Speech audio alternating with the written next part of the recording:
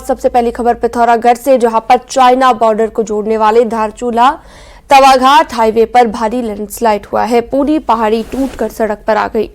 हालांकि अब हाईवे को खोल दिया गया है, लेकिन इससे पहले यहां पर विशालकाय पहाड़ी पल भर में दरक कर रोड और काली नदी में जा गिरी। तस्वीरों में साफ देखा जा सकता है कि कैसे पूरा पहाड़ दरक रहा है। जिस वक्त पहाड़ी दरकी उस समय रोड खाली थी, नहीं तो बड़ा हादसा हो सकता था। भारी भूस्खलन होने के कारण हाईवे पूरी तरह बंद हो गया था। प्रशासन और बीआरओ की टीम मौके पर जुटी रही। बाद में हाईवे को खोल दिया गया। इस हाईवे पर धारचूला से तवाघाट तक चौड़ीकरण का काम चल रहा है। आपको बता दें कि तवाघाट हाईवे चाइना बॉर्डर को जाने वाला अहम हाईवे है।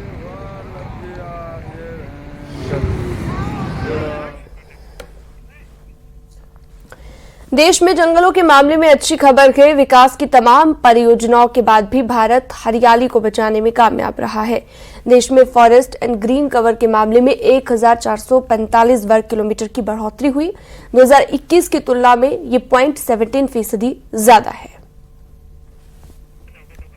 और इसी को लेकर आपको ये भी बता दें कि उत्तराखंड के फॉरेस्ट कवर में कमी आई है। इनसाइड रिजर्व फॉरेस्ट में करीब 14 वर्ग किलोमीटर की कमी और आउटसाइड रिजर्व फॉरेस्ट में करीब 9 वर्ग किलोमीटर की कमी आई है।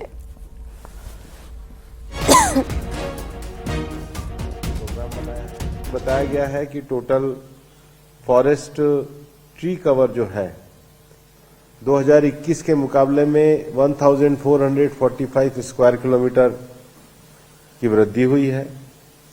उसी के साथ साथ जो फॉरेस्ट सर्वे ऑफ इंडिया सर्वे करने के बाद घना फॉरेस्ट, जिसको डेंस फॉरेस्ट कहते हैं, डेंस मॉडरेट फॉरेस्ट में से, तो डेंस फॉरेस्ट में वृद्धि हुई है। कॉर्बेट टाइगर रिजर्व से एक हैरानी भरा मामला सामने आया। यहां के बिजरानी जोन में एक वयस्क तस्कर हाथी को एक बाघ ने मार गिराया। बताया जा रहा है कि इस तस्कर हाथी के पीछे से ये बाघ 3 दिन से पड़ा हुआ था। ऐसा माना जा रहा है कि हाथी थक कर रास्ते के पास ही गिर गया, जहां पर उसकी मौत हो गई। तस्कर हाथी के दोनों दांत सुरक्षित हैं। अब मौत के ज्यादा कारणों के लिए उसका पोस्टमार्टम कराया जा रहा है। आपको बता दें, जंगल में बाघ कभी हाथियों पर हमला नहीं करता है और हाथियों से दूर ही रहता है, लिहाजा यह हैरानी भरा मामला माना जा रहा है। एक टाइगर 2-3 दिन से उसके पीछे लगा हुआ था।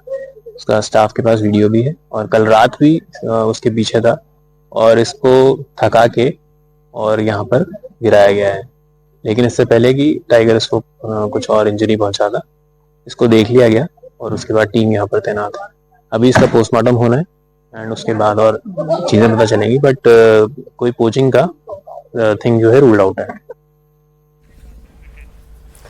उत्तराखंड मेडिकल कॉलेजों में पढ़ाई के लिए ह्यूमन बॉडी यानी कि मानव शरीर जरूरी है, लेकिन देहदान कम होने के चलते मेडिकल एजुकेशन के स्टूडेंट्स पर इसका असर पड़ा है। देखिए,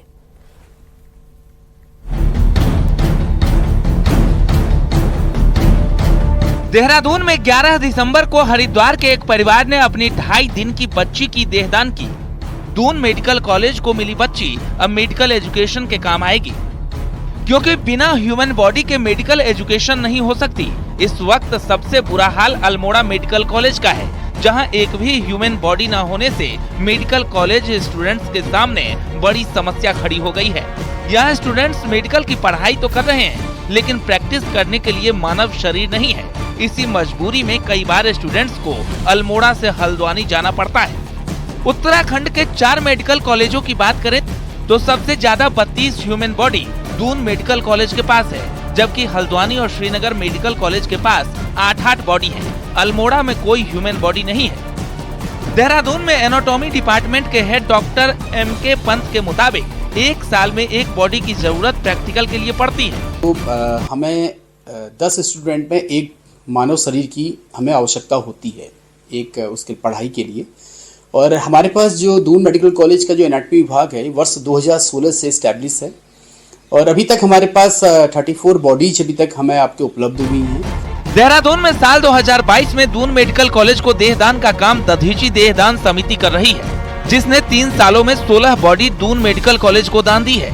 समिति के मेंबर और खुद पेशे से डॉक्टर महेश गोयल के मुताबिक पहले लावारिस बॉडी मेडिकल एजुकेशन के प्रैक्टिकल के काम में आती थी, लेकिन ह्यूमन राइट्स की वजह से दिक्कतें आती हैं। ऐसे में बिना प्रैक्टिकल के कोई कैसे डॉक्टर बनेगा?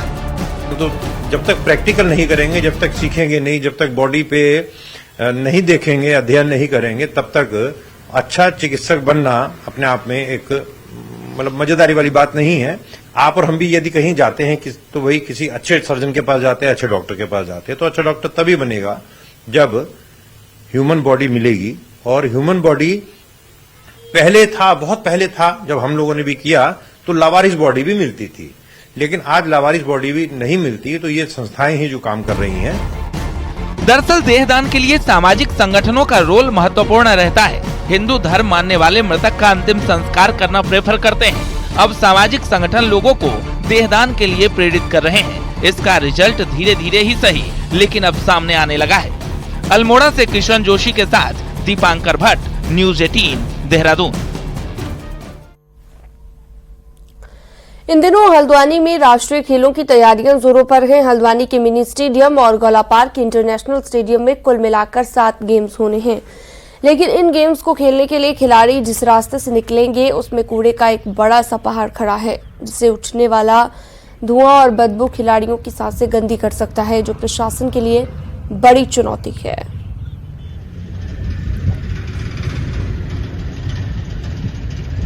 उसका काम शुरू भी कर दिया है नगर निगम की टीम ने। साथ में इसमें मास्किंग से, केमिकल के छिड़काव से और अन्य जो भी टेक्निकल उपाय हो सकते हैं, ये इंश्योर करा जाएगा कि किसी भी प्रकार की दुर्गंध जो है वो खेल गतिविधियों को प्रभावित ना करे और खिलाड़ी जो है वो एक अच्छा एक्सपीरियंस लेकर जाएं। उत्तराखंड में 28 जनवरी से लेकर 14 फरवरी तक राष्ट्रीय खेलों का आयोजन होना है और राजधानी देहरादून के बाद जो दूसरा महत्वपूर्ण आयोजन स्थल है वो है कुमाऊं का मैदान हल्द्वानी। लेकिन हल्द्वानी के इस मैदान में कूड़े का एक ऐसा पहाड़ खड़ा हो गया है इंटरनेशनल थीक स्टेडियम के करीब में, वो एक बड़ी चुनौती बन रहा है, क्योंकि यहाँ जब धुआं उठता है, यहाँ जब आग लगती है और हवाएं तेज चलती हैं, तो इस कूड़े के ढेर से जो बदबू उठती है वो सीधे इंटरनेशनल स्टेडियम तक पहुंचती है, क्योंकि इंटरनेशनल स्टेडियम यहां से आधा किलोमीटर की दूरी पर है। ऐसे में नगर निगम हो, स्पोर्ट्स डिपार्टमेंट हो, जिला प्रशासन हो या फिर उत्तराखंड सरकार हो, उसके सामने एक बड़ी चुनौती है कि आखिर इस कूड़े के ढेर से उठने वाली बदबू से वो कैसे निपटे और खिलाड़ी क्या यादें लेकर के यहां से जाएं। शैलेंद्र नेगी, न्यूज़ 18 हल्द्वानी। देहरादून आईएमए में आज सेना का कार्यक्रम आयोजित किया गया। 105 रेगुलर और 88 टेक्निकल कोर्स ने अपनी कमीशनिंग की रजत जयंती मनाई और इस दौरान 340 से ज्यादा अधिकारी अपने परिवारों के साथ, जबकि दिवंगत अधिकारियों के परिवार भी यहां पर मौजूद रहे। इस दौरान सभी ने सेना की ट्रेनिंग को याद किया। 1999 में हुई पासिंग आउट परेड में शामिल सैन्य अधिकारी इस कार्यक्रम में शामिल हुए।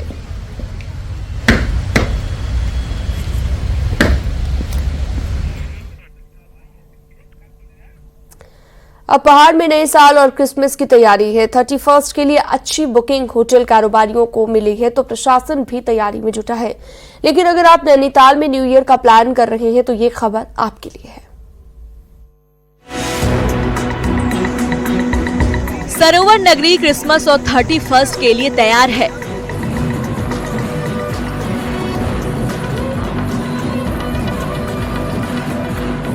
नैनीताल में पार्किंग पैक होने के बाद शहर में गाड़ियों की एंट्री बंद रहेगी, तो वहीं बाइकर्स को भी रूसी और नारायण नगर में अपनी बाइकें पार्क करनी होंगी। नैनीताल के साथ कैची धाम की आवाजाही भी भीड़ बढ़ने के साथ शटल सेवा से ही रहेंगी। हर बार प्लान बनता है रूसी बाईपास पर रोके जाने वाला और वहां से फिर स्मूथ शटल ऑपरेशंस करके अंदर आने वाला, उस तरह के प्लान्स ही रहेंगे। और अभी वर्तमान में क्योंकि चौड़ीकरण के काम भी चल रहे हैं, तो हमारा प्रयास है कि उससे पहले 1-2 जगह पर जो इम्पोर्टेंट जंक्शंस हैं उन कामों को हम लोग फिनिश कर लें।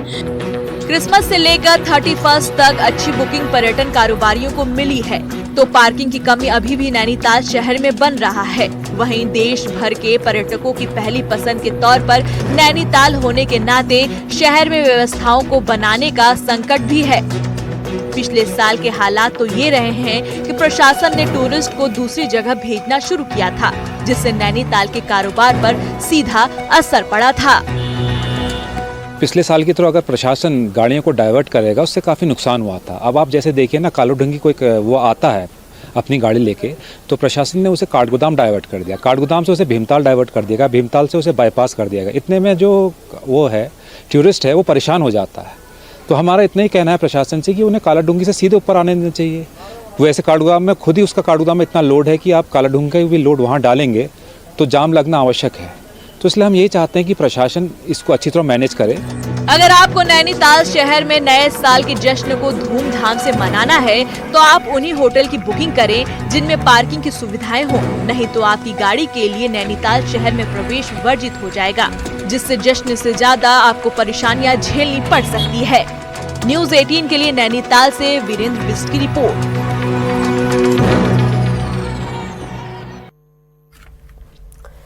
उत्तरकाशी की धनारी पट्टी में देवधार सड़क का डामर उखड़ रहा है। 15 दिन पहले ही सड़क पर डामरीकरण किया गया था, लेकिन रोड का डामर उखड़ गया है और लोगों ने पीडब्ल्यूडी पर काम में लापरवाही का आरोप लगाया है। लोगों में विभाग के खिलाफ नाराजगी है। वही मामले में अभी संबंधित विभाग की सफाई सामने नहीं आई है। आगे से वो रोड बनती गई और पीछे से उसका डामरीकरण उखड़ता गया। आगे से रोड बनती गई, पीछे से डामरीकरण उखड़ता गया और वो आज की डेट में वो डामरीकरण पूरा उखड़ चुका है, जिससे वहाँ की क्षेत्र की जनता में बेहद आक्रोश है।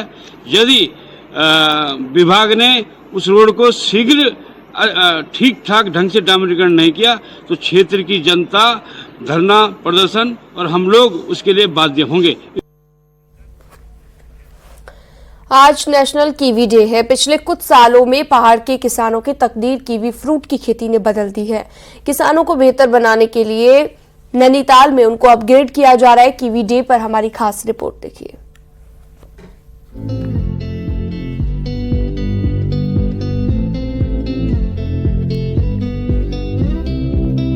नेशनल कीवी डे के मौके पर नैनीताल के पटवा डांगर में पहाड़ के उन्नत किसानों को बेहतर उत्पादन के गुर सिखाए जा रहे हैं। इस दौरान पहाड़ के काश्तकारों को कैसे आय दोगुनी की जा सके, इसकी जानकारी दी गई है। तो वहीं कीवी काश्तकारों को जलवायु और कीवी उत्पादन के गुर भी सिखाए गए हैं। इस दौरान एलिशन, ब्रूनो, मोंटी समेत कई अन्य प्रजाति के कीवी की जानकारी दी गई है। पहाड़ में कीवी की उन्नत खेती कर रहे किसान इससे आय का बड़ा जरिया मान रहे हैं। कि हमारे जो लोग आज उत्तराखंड में रह रहे हैं वो सबसे बड़ी बात करते हैं कि बंदर हैं, जानवर हैं, ये हैं, वो हैं। तो इसको जो है कीवी को न बंदर खाते हैं, न जब तक कच्चा है ये ना आदमी खाता है इसको। और कीवी के लिए ज़्यादा देख रेख की ज़रूरत नहीं है। अगर आपने एक पौधा जिंदा कर दिया 2 साल 3-4 साल तक अच्छी गुणवत्ता का फल पैदा किया और 200 रुपये किलो हमारा ये फल दिया, तो हमें एक नाली से 50,000 रुपये तक की नगद आमदनी हो जाएगी। सारा काम जबकि हम परिवार के लोग कर रहे होंगे। शुरू में कीवी मिशन भी लागू हुआ है। जिन जिलों में कीवी मिशन लागू हुआ है उसमें 20% सब्सिडी गवर्नमेंट दे रही है। कीवी न्यूजीलैंड का फल है और 15,000 फीट की ऊंचाई पर ही इसकी खेती हो सकती है। उत्तराखंड की जलवायु कीवी के लिए मुफीद साबित हो रही है। औषधीय गुणों से भरपूर कीवी की खेती उत्तराखंड के सभी जिलों में होने लगी है। वहीं इसको पशु पक्षियों से भी कोई नुकसान नहीं है। खास बात यह है कि करीब 28 तरह की बीमारियों में यह फल रामबाण होने के साथ ही इसमें रोग प्रतिरोधक क्षमता भी है। इसलिए कीवी को पहाड़ में रिवर्स पलायन के लिए भी बेहतर माना जा रहा है। अनेक औषधीय गुणों से भरपूर है। अगर सभी किसान भाई अपने पास घर के आसपास 5-6 पौधे कीवी के लगा लें तो उनकी आजीविका में वृद्धि हो जाएगी और साथ ही साथ जो परिवार है वो उसका सेवन करेगा तो उसके पौष्टिक तत्वों की जो कमी है वो भी पूर्ति हो जाएगी। कीवी कई किसानों के रोजगार का बड़ा जरिया बनी है और इसके फायदे देख सरकार भी इसको पहाड़ में प्रमोट कर रही है। ऐसे में अगर ज्यादा से ज्यादा किसानों को इसकी खेती से जोड़ा जाए तो ये फल रोजगार के साथ साथ काश्तकारों की तकदीर भी बदल सकता है। नैनीताल से न्यूज़ 18 के लिए वीरेंद्र बिस्ट की रिपोर्ट। इक्रो चैंपियनशिप में स्थानीय लोगों और पर्यटकों के लिए पैराग्लाइडिंग की मुफ्त फ्लाइट रखी गई है, लेकिन पर्यटन विभाग की लापरवाही के चलते अव्यवस्थाओं का बोलबाला है। पैराग्लाइडिंग की फ्लाइट के लिए एक ही काउंटर होने और अव्यवस्था के चलते दूरदराज से फ्लाइट के लिए रजिस्ट्रेशन कराने पहुंच रहे लोगों को फॉर्म नहीं मिल पा रहा है। तो फॉर्म ना मिल पाने के चलते कई लोग रजिस्ट्रेशन के बावजूद फ्लाइट नहीं बुक कर पाए। रजिस्ट्रेशन काउंटर पर लगे कर्मचारियों के भी बैकडोर से पैसों के लेन देन का आरोप लगा। पर्यटक मासूम होकर वापस लौट गए। सबके लिए आप सेपरेट काउंटर कर रहे हैं। सुबह से हम 8:30 बजे से आए हुए हैं, 2 बजे नंबर आ रहा है। कुछ लोग वो चले गए हैं बाहर के, कोई पिथौरागढ़ का आया हुआ था और कोई बेचारा सिक्किम का आया हुआ था। बड़े फ्रस्ट्रेट होकर लोग गए। हमें बड़ा दुख होता है कि यहाँ के लोग इतना गवर्नमेंट सब कुछ कर रही है लेकिन अव्यवस्था ही अव्यवस्था है। थोड़ा टेक्निकली होता है, विंड प्रेशर और इसके ऊपर डिपेंड करता है। कई बार होता है कि सुबह विंड नहीं थी, शाम को ज़्यादा विंड आ जाती है तो कुछ लोग साइड पे जाके भी वापस आते हैं, तो उस कारण इसमें दिक्कत आ जाती है क्योंकि ये डिपेंडेंट गेम है हवा के ऊपर। टिहरी झील में वाटर एडवेंचर स्पोर्ट्स के साथ ही अब एरो स्पोर्ट्स को भी बढ़ावा देने के लिए एक्रो वर्ल्ड चैंपियनशिप चल रही है और इसमें देश विदेश के एरो स्पोर्ट्स के शौकीनों का जमावड़ा लगा है। टिहरी में पर्यटन विभाग की ओर से एक्रो वर्ल्ड चैंपियनशिप का आयोजन किया गया है, जिसमें देश विदेश के करीब 200 से ज्यादा पायलट पार्टिसिपेट कर रहे हैं। अलग अलग देशों और राज्यों से आए पायलट झील के ऊपर अपना अपना हुनर दिखा रहे हैं। वहीं अब उत्तराखंड के युवाओं में भी एरो स्पोर्ट्स को लेकर क्रेज देखा जा रहा है। पर्यटन विभाग की ओर से पिछले साल से शुरू की गई एरो स्पोर्ट्स ट्रेनिंग प्रोग्राम में 400 युवाओं को ट्रेनिंग दी गई, जिसमें से सेलेक्ट 150 युवाओं को पायलट बनाने के लिए एक्रो वर्ल्ड चैंपियनशिप में फ्लाई कराई जा रही है। टिहरी में एरो स्पोर्ट्स का ट्रेनिंग हम लोगों ने शुरू कर रखी है। पिछले साल से करीब 400 बच्चों को यहाँ पे ट्रेनिंग दी। उत्तराखंड के जो स्थानीय युवा है और उन्हीं में से जो बच्चे बहुत अच्छा काम कर रहे थे उन्हीं को पायलट बनाने तक का काम कर रहे हैं, जो लगातार कंटिन्यूटी में ट्रेनिंग चल रही है। और इसी के बीच में लास्ट ईयर भी एक एक्रो का फेस्टिवल हुआ था और इस बार भी एक्रो और SIB की यहाँ पे एक अंतर्राष्ट्रीय लेवल का एक प्रतियोगिता आयोजित की गई है। उत्तराखंड में एरो स्पोर्ट्स में युवाओं का क्रेज बढ़ रहा है और वो क्रिकेट फुटबॉल छोड़कर अब इस नए एडवेंचर स्पोर्ट्स में इंटरेस्ट दिखा रहे हैं। ट्रेनिंग लेने के लिए अलग अलग जिलों से आए युवाओं का भी कहना है कि एक नए तरह का ये एडवेंचर स्पोर्ट्स है जिसको लेकर उन्हें काफी क्रेज है और वो एरो स्पोर्ट्स में अपना करियर बनाना चाहते हैं। सर मेरी बचपन से ही था इसमें, मतलब कि करना है, कुछ अलग करना है। सर सबसे अलग स्पोर्ट्स है पैराग्लाइडिंग का, तो भीमताल में है क्योंकि सर ये चीज़ करने के लिए, इसलिए मैं सीख रहा हूँ। टिहरी में कैसा लगा आके? टिहरी में सर अच्छा लगा आके, मतलब लेक के ऊपर हम यहाँ फ्लाई करते हैं तो अच्छा लगता है। पैराग्लाइडिंग में मेरी पहले से ही रुचि थी और लेकिन मुझे पैराग्लाइडिंग करने का जो जरिया है वो नहीं मिल पा रहा था कि मैं कैसे करूँ, कहाँ करूँ। लेकिन फिर मैंने उत्तराखंड टूरिज्म ने यहाँ पे टिहरी में, जो कि पहाड़ों की वादियों पर सब खूबसूरत डेस्टिनेशन प्लेस है, टिहरी में पैराग्लाइडिंग की शुरुआत की और यहाँ से हमें पैराग्लाइडिंग का जो P1 और P2 कोर्स है उसकी जो स्टार्टिंग है वहाँ से हुई है। टिहरी झील में जहां पर वाटर एडवेंचर स्पोर्ट्स की ट्रेनिंग के जरिए युवा अपना करियर बना रहे हैं, वहीं अब एरो स्पोर्ट्स को भी युवा अपने करियर के रूप में चुन रहे हैं और टिहरी में एरो स्पोर्ट्स ट्रेनिंग शुरू होने से उन्हें एक प्लेटफॉर्म मिला है। न्यूज़ 18 के लिए टिहरी से सौरभ सिंह की रिपोर्ट।